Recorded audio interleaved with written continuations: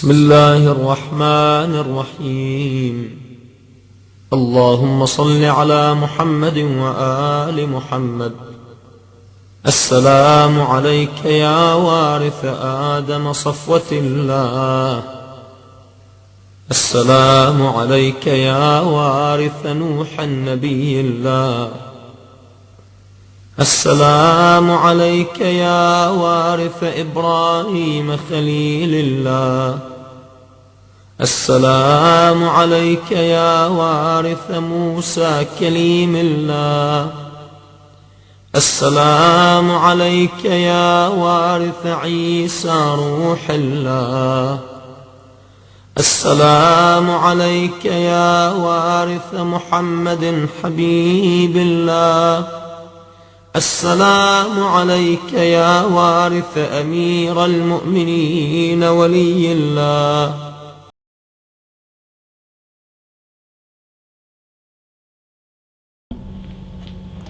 أعوذ بالله السميع العليم من الشيطان الرجيم. بسم الله الرحمن الرحيم.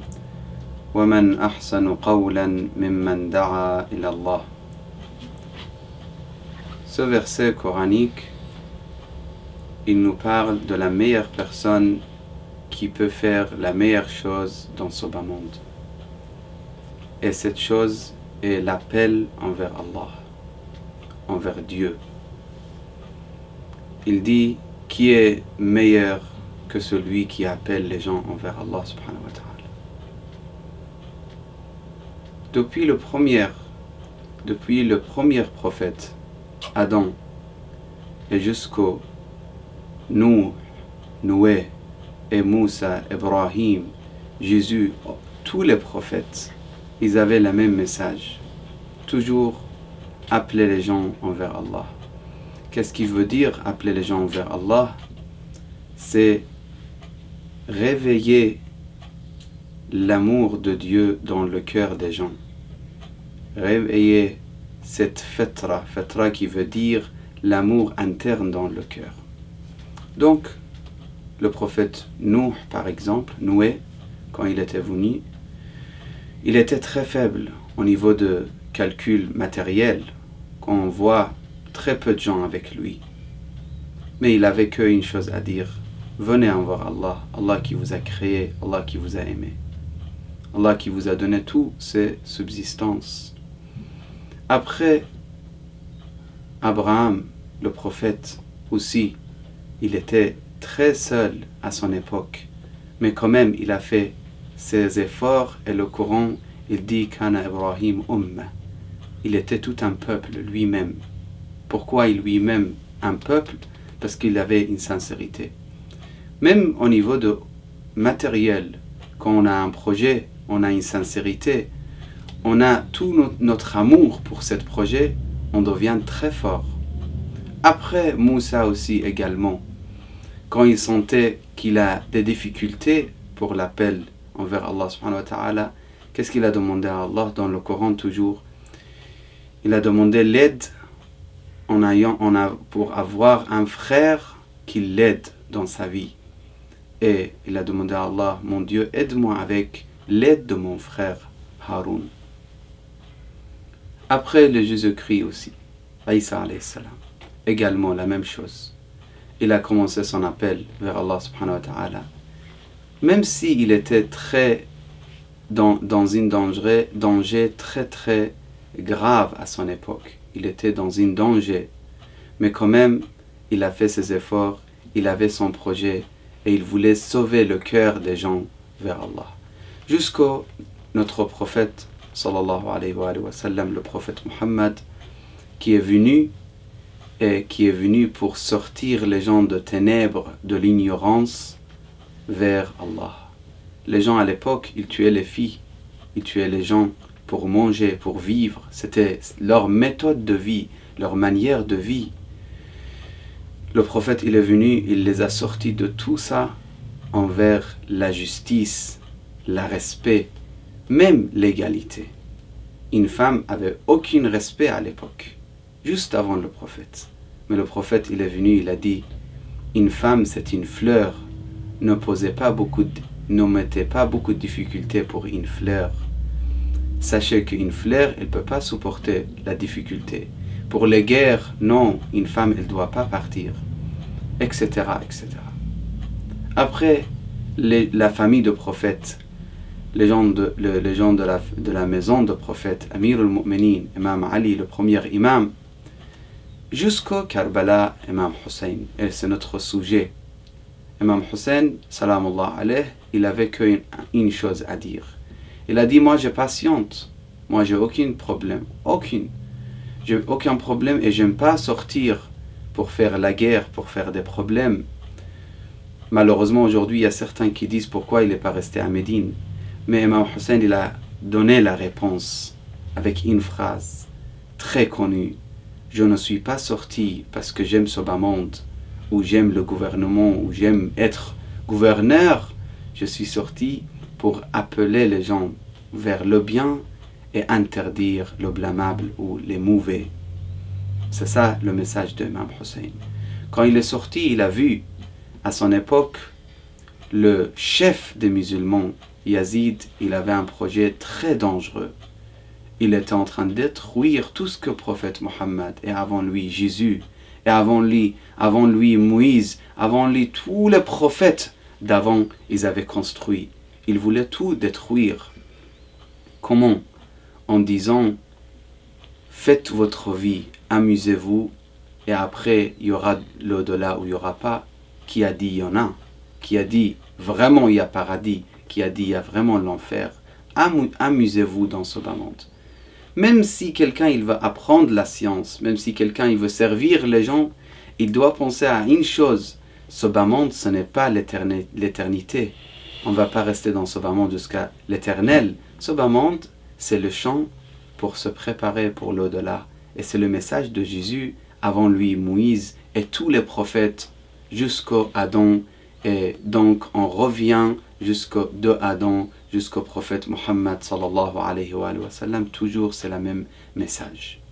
Imam Hussein, il a tout fait et il a dit, moi si je sors, je donne ma vie, celle de mon petit-fils, mon fils qui avait 7 mois ou 6 mois, ou le fils qui avait quelques années, ou son frère Abbas alayhi salam, également tous les autres compagnons qui étaient vraiment de vrais compagnons pour Imam Hussein, des gens sincères, des gens croyants comme il faut, il les a tous perdus pour une chose, pour garder l'islam, garder le message du prophète et garder le message de tous les prophètes.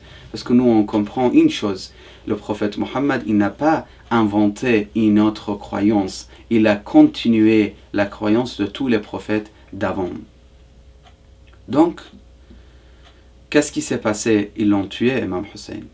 Ils ont cru, ça y est, la mort, il finit l'histoire de Hussein, le message de Hussein.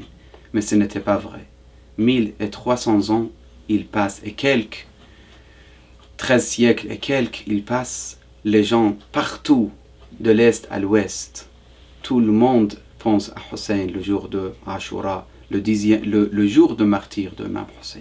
Tout le monde se rappelle de lui. Pourquoi tout le monde se rappelle de lui? Les Indiens, les Chinois, les Européens, les Américains, jusqu'où on va, aujourd'hui il y a des gens qui se rappellent de Imam Hussein et qui pleurent Imam Hussein. Ils pleurent Imam Hussein parce que c'est l'exemple de la justice et l'égalité et l'exemple de la meilleure chemin pour arriver à Allah. Parce que c'est ça le but de tout le monde dans ce bas monde qui croit à Allah subhanahu wa ta'ala. Celui qui croit, il veut rien à part l'amour de Dieu. Il veut que la satisfaction de Dieu.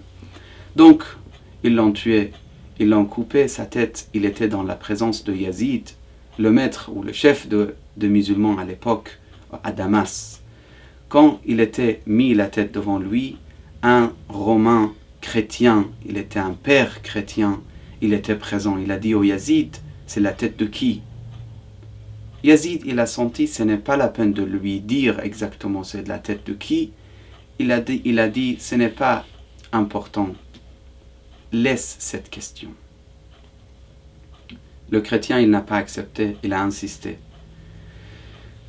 Il a dit, moi, j'ai un chef dans notre pays, il me demande tout ce qui s'est passé je dois raconter. Et ça me fait plaisir de savoir. Là, Imam Hussein, salamullah alayh, la tête devant lui, et Yazid en train de se moquer de martyr de Imam Hussein. Et ce chrétien, il demande cette question. Il insiste. Yazid, il dit, d'accord, je vais te le dire. Celui-là, c'est la tête, ça, c'est la tête de petit-fils du prophète Mohammed, sallallahu alayhi wa sallam. Là, il était très étonné. Il a dit, le petit-fils, ça veut dire le fils de Fatima. Fatima, la fille de Rasulullah, il a dit exactement. Il a dit, votre prophète, il a dit exactement. Il a dit, vraiment, j'ai une religion meilleure que vous.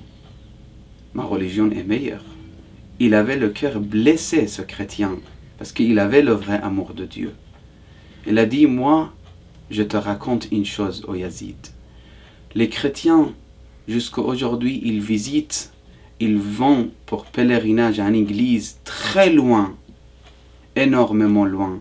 Ils disent, il y a une trace de l'âne qui prétend d'être l'âne de Jésus, alayhi salam. Donc ils vont là-bas pour faire pèlerinage. Tout ça, c'est le respect de quelque chose qui appartient à Jésus. Et vous tuez le petit-fils de votre prophète. C'est incroyable. Après, il continue, ce chrétien. Il dit, sache que moi, je suis parmi les descendants de David, le prophète David. Et jusqu'à aujourd'hui, j'ai un respect extraordinaire entre les gens. Les gens, ils me respectent énormément. Juste parce que je suis parmi les descendants. Et vous faites ça avec Hussein. Là, Yazid, il a senti la misère. Il a senti qu'il est dévoilé. Il a dit, tuez ce chrétien. Il ne doit pas rentrer à Rome. Parce qu'il va me détruire mon image devant tout le monde là-bas. Quand il a dit ça, ce chrétien, tout de suite, il a dit, Yazid, tu as décidé de me tuer, ça y est? Il a dit, oui. Il a dit, sache, j'ai fait un rêve hier soir. Votre prophète Mohammed, sallallahu alayhi wa sallam, il m'a dit, ô chrétien, t'es le bienvenu au paradis. Après, j'étais bizarre. J'ai dit, mais pourquoi pas une autre prophète? J'avais pas compris. Là, je comprends que ce prophète, c'est après notre prophète Jésus. Et c'est après le prophète Moïse. C'est la même école. Et donc, je dis, Ashhadu an la ilaha illallah wa ashhadu anna Muhammadan Rasulullah. Et il est parti vers la tête, en embrassant la tête, et il était tué. Imam Hussein alayhi salam, ce n'est pas l'imam de chiites. Ce n'est pas non plus l'imam de sunnites. C'est l'imam de l'humanité. C'est l'exemple de Gandhi, c'est l'exemple de tel et tel et tel. Et vous pouvez trouver des dizaines d'exemples dans l'histoire qui ont suivi Imam Hussein. Dans la liberté, dans l'égalité. Et pour dire, nous ne sommes pas d'accord avec l'injustice. Même si je perds ma vie, je ne suis pas d'accord avec l'injustice. Mes frères, mes sœurs, on demande à Allah subhanahu wa ta'ala, par la valeur de tous les prophètes et par la valeur de Hussein, qui nous accepte parmi les vrais partisans et les vrais musulmans et les vrais croyants, et qui nous amène tous au paradis pour voir le visage de Hussein qui sera illuminé à côté du prophète Mohammed sallallahu alayhi wa sallam. Wa sallallahu ala sayyidina Muhammadin wa alihi at-tayyibin.